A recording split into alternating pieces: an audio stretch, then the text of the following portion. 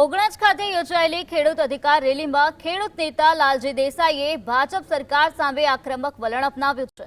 લાલજી દેસાઈએ સરકારને સ્પષ્ટ શબ્દોમાં 11 દિવસનું અલ્ટિમેટમ આપતા જણાવ્યું કે જો સરકાર ખેડૂતોની માંગણીઓ નહીં સ્વીકારે તો 30 જૂનના રોજ રાજ્યવ્યાપી ચક્કાજામ કરવામાં આવશે। તેમણે વધુમાં જણાવ્યું કે આ લડત માત્ર એક સંગઠનની નથી, તેથી તમામ ખેડૂત સંગઠનોને તેમાં જોડાવા આમંત્રણ આપવામાં આવ્યું છે। જો કે તેમણે શરત મૂકી છે કે આ આંદોલનમાં કોઈ પણ રાજકીય પક્ષના ખેસ કે ટોપી પહેર્યા વગર ખેડૂત તરીકે જોડાવવું પડશે। તો મુદ્દે ટ્રેક્ટર રેલી અમદાવાદમાં પહેલી વખત આટલા ટ્રેક્ટરની ગર્જના થઈ। શહેરીજનોએ પણ જોયું કે ખરેખર મુદ્દો ગંભીર છે, પણ દી આથમતા ઘણાને એવું થયું કે આ બધું જ રમણ ભમણ થઈ ગયું। આ રમણ ભમણ કેમ થયું, લાલજી દેસાઈ આપણી સાથે છે। લાલજીભાઈ, વધુ એક તારીખ પડી છે, તારીખની પછી વાત કરીશું ચક્કાજામની, પણ આ રમણ ભમણ કેમ થયું? સ્વાગત કરે એને ઉશ્કેરાટનો મુદ્દો બનાવે તો મને લાગે છે કે બહુ ગેરવ્યાજબી છે। અહીંયા સામે વીજળીના થાંભલા અંદર બરોબર વચ્ચોવચ્ચ છે આ બેનરની અંદર, અને છતાં કે એક વીજળીનો થાંભલાની તમે વાત કરતા નથી। કોઈ એક આમ આદમી પાર્ટીના 4-5 લોકો હતા એવું કહ્યું, જે ગઈકાલે પણ આમ આદમીની ટોપી અને ખેસ પહેરીને વિડીયો બનાવતા હતા।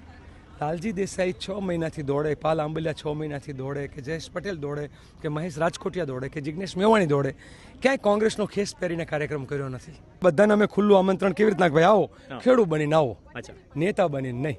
અને કોંગ્રેસ પાર્ટીનો કોઈ નેતા, મુખ્ય પદાધિકારી કોઈ સ્ટેજ ઉપર બેસવાના નહોતા, નિર્ણય હતો આજે બેઠા નહોતા।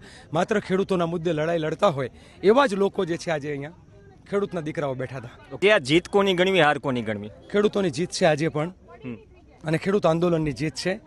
આમાં એવું છે કે તમે લડો જ નહીં તો હારી જ જાઓ છો। તમારે લડવું જ પડે, લડતા રહેવું જ પડે, અને ખેડૂતોએ સ્વીકાર્યું। સામેથી ખેડૂતોએ કહ્યું, અમે તો કહ્યું હતું કે તમને લાગતું હોય તો આપણે, હવે તમને એમ લાગે કે તમારી રીતે તમારે આંદોલન ચલાવવું હોય તો એમને કોઈ વાંધો નથી, પણ વેર વિખેર આંદોલન કોઈ ચાલે નહીં। આંદોલનના 23 સંગઠનો ભેગા થઈને નક્કી કરે એ નહીં, પણ કોક 2-4 ઉછળકૂદ કરે અને એક અમે કહીએ એમ કરો, એવું ના હોય ને। 23 સંગઠનોની કોર ટીમ છે, એ કોર ટીમ નક્કી કરશે। ઓકે, ઉછળકૂદ કોને કરી, કેમ કરી, એ સવાલો ઘણા બધા છે, પણ જે જીત હારનો સવાલ હતો એમાં વાત એ નીકળી કે દી હાથમે ખેડૂતો ગાંધીનગર ન પહોંચ્યા।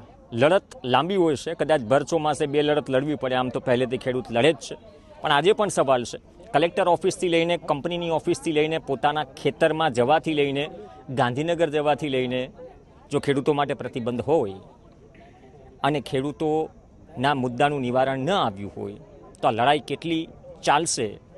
આ સવાલનો જવાબ કોઈ પણ નેતા કે કોઈ પણ પોલિટિકલ પાર્ટી પાસે નથી, અને ચિંતા શું છે કદાચ આ રાજ્યનો ખેડૂત જાણે છે। સહયોગી ધવલ બારોટ સાથે પ્રવીણ આહિર, GST।